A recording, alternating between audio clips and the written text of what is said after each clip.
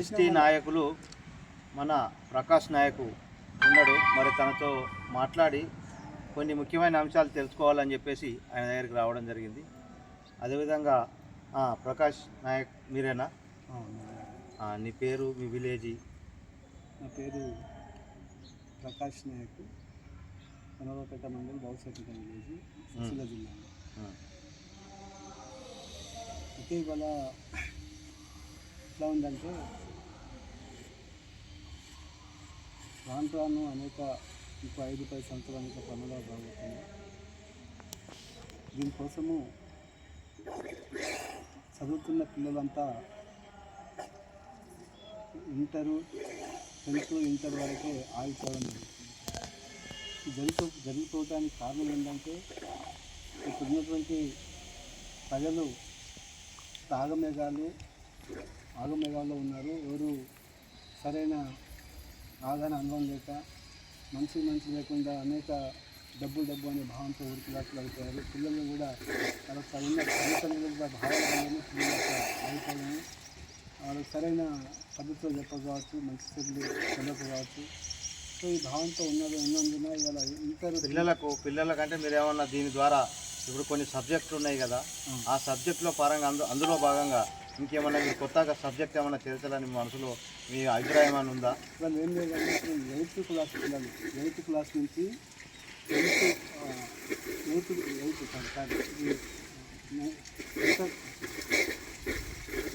Class పిల్లల నుండి చట్ట సబ్జెక్టు అనేది పెట్టాలని చెప్పేసి మా ఉద్దేశం అండి. చట్ట సబ్జెక్ట్ అంటే ఇప్పుడు చట్టంలో జరుగుతున్నటువంటి చట్టంలో ఏమేమైతున్నాయో ఈ చట్టపరమైన అటువంటి న్యాయమైన డిమాండ్ కావచ్చు, లేకపోతే చట్టపరమైన ఒక సబ్జెక్ట్ కావచ్చు, అది పిల్లలకు పెట్టాలని మీ అభిప్రాయం ఉందా? అవునండి. ఏం లేదు, ఇంటర్ నుంచి స్టార్ట్ ఎప్పుడైతే చేస్తారో 9th 10th ఇంటర్ వరకు ఈ ఆగిపోయినటువంటి పిల్లలను కొంచెం ఆ చట్ట వ్యవస్థ అవగాహన అనుభవం అనేక విషయాలు తెలిసినప్పుడు కొంచెం వాళ్ళకు నాలెడ్జ్ వస్తుంది. ఆ భావంతో ఇంటరు డిగ్రీ వరకు కంప్లీట్ ఈ 10th చట్ట వ్యవస్థ ఎప్పుడైతే చదువుకుంటారో దాని మీద అనేక వ్యవస్థ తెలిసిన తర్వాత కొంత ఈ రోజుల్లో మనం చూస్తున్నామండి. దాదాపు 16 సంవత్సరాల ముందు రాజశేఖర రెడ్డి చనిపోయారు. ఆ తర్వాత ఎప్పుడు తెలంగాణ కోసం పోరాటంలో జనమంతా అన్ని పార్టీ నాయకులు కావచ్చు, అందరు ఎవరిని కావచ్చు, రాజకీయ వ్యవస్థ అన్ని కావచ్చు గల పోరాటం మీద అయిపోయారు.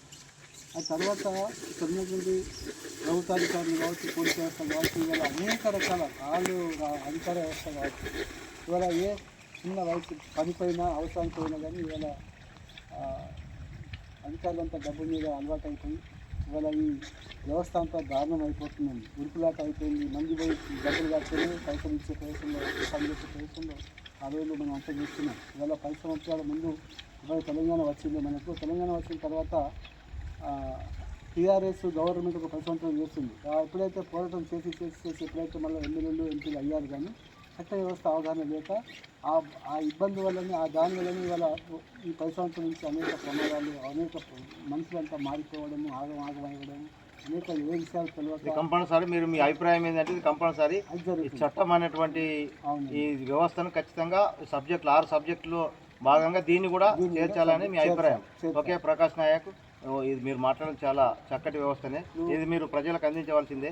కానీ ముఖ్యంగా మీ పర్సనల్గా మీరు ఏమేం చేస్తారు, మీరు చేస్తున్నటువంటి పనులు మీరు ఏ పార్టీలో పనిచేసారు ఇంతకుముందు, మీ వ్యక్తిగత మేము దాదాపుగా ఈ ఆలోచన మీకు ఎట్లా వచ్చింది? మాకు 1997 నుంచి 9 వరకు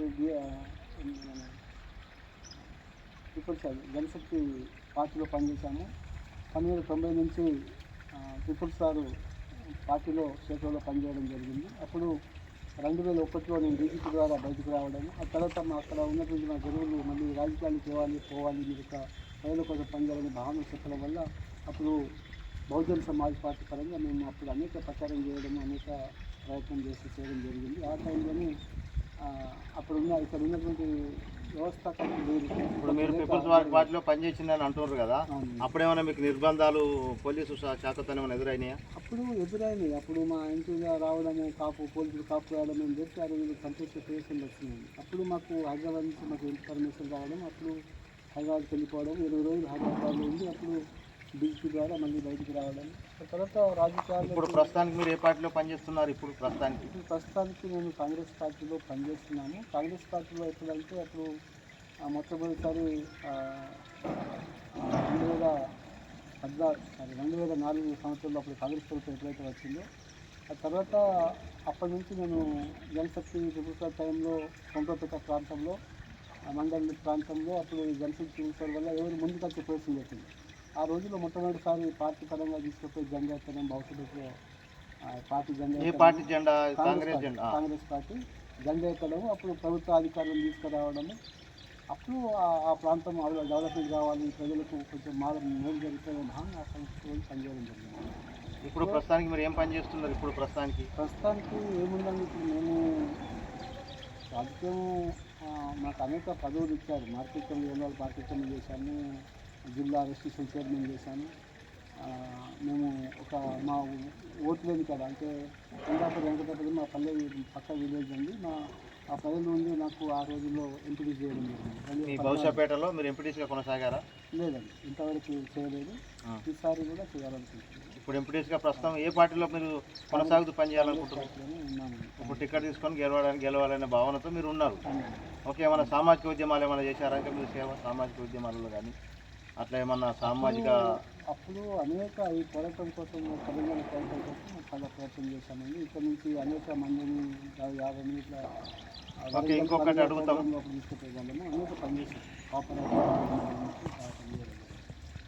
ఇప్పుడు కాంగ్రెస్ ప్రభుత్వం మీద కొన్ని మాట్లాడుతున్నారు. ఎందుకంటే ఇది చేయలేదు అది చేయలేదు, అప్పుడు పార్టీలలో హామీలు ఇచ్చిర్రు అనేది చెప్తా ఉన్నారు. మరి ఇప్పుడు మీ కాంగ్రెస్ పార్టీలో ఏమన్నా మంచి పనులు ఏమన్నా చేసిండ్రు అంటే మరి మీరు ఏం చెప్పగలుగుతారు వీటి మీద? ఇప్పుడు ప్రభుత్వం ఎప్పుడైతే కాంగ్రెస్ ప్రభుత్వం వచ్చిందో ఈ 10 సంవత్సరాలు ఎప్పుడు ప్రజల్లో తిరిగి ప్రజల కష్ట బాధలు అన్నీ చూసినటువంటి కాంగ్రెస్ ప్రభుత్వంలో ప్రవేశించిన నాయకులు ఇప్పుడు ఉన్నటువంటి సీఎం గారు ఇవన్నీ చూశారు కనుక ఆ రోజు రాజశేఖర రెడ్డి ప్రజల్లో తిరిగి ఏదైతే అనేక మార్గాన్ని విషయాన్ని తీసుకొచ్చారో, అనేక డెవలప్మెంట్ తీసుకొచ్చారో, ఈరోజు మన సీఎం గారు కూడా అనేక ప్రజల్లో ప్రతి విలేజ్లో చూస్తే అనేక సమస్యలను వాళ్ళ పరిష్కారము, అనేక ఇల్లు రావడము, హాస్పిటల్కి సంబంధించి కావచ్చు, ఇంకా కరెంటుకు సంబంధించి కావచ్చు, అనేక అంటే నేను అన్నీ చెప్పలేదు. నేను మధ్యన 2021 కరోనా బ్లాక్ ఫంగస్లో పడిపోయడం జరిగిందండి.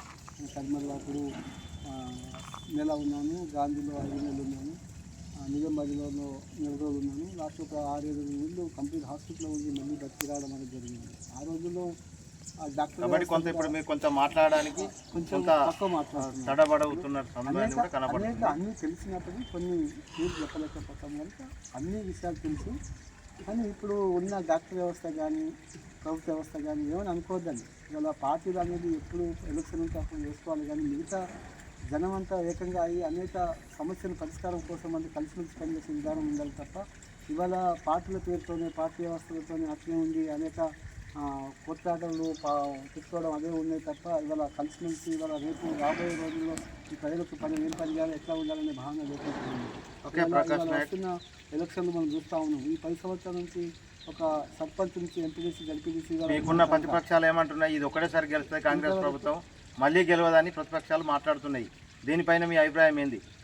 ఇవాళ గవర్నమెంట్ ఇవాళ ప్రభుత్వం వచ్చి అంతా ఒక 2 సంవత్సరాలు అవుతుందండి, అందులో పూర్తి కాదు. కానీ ఈ టైంలోనే ఇవాళ 10 సంవత్సరాలు టీఆర్ఎస్ ప్రభుత్వం వచ్చింది, అనేక చెప్పుకుంటే అనేక చేస్తాం కావచ్చు. కానీ ఇక్కడ ఉన్నటువంటి అనేక కష్టాలు, బాధలు, ఇవి అనేక సమస్యలు ఉన్నాయి. మన 10 సంవత్సరాలు ఎప్పుడైతే టీఆర్ఎస్ ప్రభుత్వం పనిచేసింది మంచి చేయొచ్చు, కానీ అప్పులు చేసి పెట్టింది. ఈ అప్పులు మిత్రులకే డబ్బులు పోతుంది. మళ్ళీ ప్రభుత్వానికి అనుకున్న టైం అంతా చేయాలనే టైంలో మన దగ్గర డబ్బులు లేని పరిస్థితిలో ఉన్నాం కనుక రాను అన్ని ప్రయత్నం చేస్తూనే ఉన్నాం. Okay Prakash Nayak, thank you. మీరు మా టీవీకి ఇంటర్వ్యూ ఇచ్చినందుకు ధన్యవాదాలు. ఒకటి ఏంటంటే ఈ ఎలక్షన్ టైంలో ప్రజలు కూడా ఒకటి అర్థం చేసుకోవాలండి. ఇవాళ డబ్బులు ఇస్తారు, టైంలో ఎలక్షన్లో డబ్బులు ఇవ్వడము, తీసుకోవడం, ఓటు వేయడం కాకుండా ఒక వ్యక్తిగతంగా పార్టీలు కాకుండా వ్యక్తిగతంగా మనిషిని చూడాలి. తర్వాత ఈ ఒక్కసారి ఓటేస్తే 5 సంవత్సరాలు మన జీవితం ఎట్లా ఉంటుంది, ఏ మనిషి అయితే మనకు పని చేయగలుగుతాడు, మంచిగా కాదనే భావన ప్రజల్లో ఉండాలండి. అది ఆలోచించి ఓటు వేసుకోవాలి తప్ప ఇవాళ డబ్బుల కోసమో దేనికోసమో ఆగిపోతే మన జీవితం నాశనం అవుతుంది. ఇవన్నీ మనం చూస్తూ ఉన్నాం. ఈ 10 సంవత్సరాలుగా డబ్బులు తెలుసుకోవడం, ఓటు వేసుకోవడం, వెళ్ళిపోవడం, మళ్ళీ మనం వాళ్ళకి పోయి అడిగే పొజిషన్లో ఉండే ఇదంతా వ్యవస్థలో నడుస్తూ ఉంది. అందుకు చూస్తూ ఉంది. దీన్ని అర్థం చేసుకొని చట్ట వ్యవస్థ తెలియకని ఈ రాజ్యం ఈ సమాజం అంతా నాశనం అయిపోతుంది. ఇంకో 5-10 సంవత్సరాలు అనేక ప్రమాదాలు ఉన్నాయి. దీన్ని అర్థం చేసుకొని ప్రజలు కూడా దీన్ని అర్థం చేసుకోవాలి. ప్రభుత్వ అధికారులు కావచ్చు, రాజకీయ నాయకులు కావచ్చు, అందరినీ కూడా ఇంట్లో అర్థం చేసుకొని చట్ట వ్యవస్థను ప్రజల్లో కానీ పాఠ్య పుస్తకాలలో కానీ చేర్చాలని మీ అభిప్రాయం. చేస్తే అది కొంచెం బాగుపడుతుంది, సమాజం కొంచెం బాగుపడుతుంది. Okay thank you sir. Prakash Nayak, మీకు ధన్యవాదాలు మా టీవీకి ఇచ్చినందుకు. మరి ముఖ్యంగా మీ కెమెరామెన్ నేదూరి నరసయ్యను, చట్టం news reporter. Thank you sir, ధన్యవాదాలు.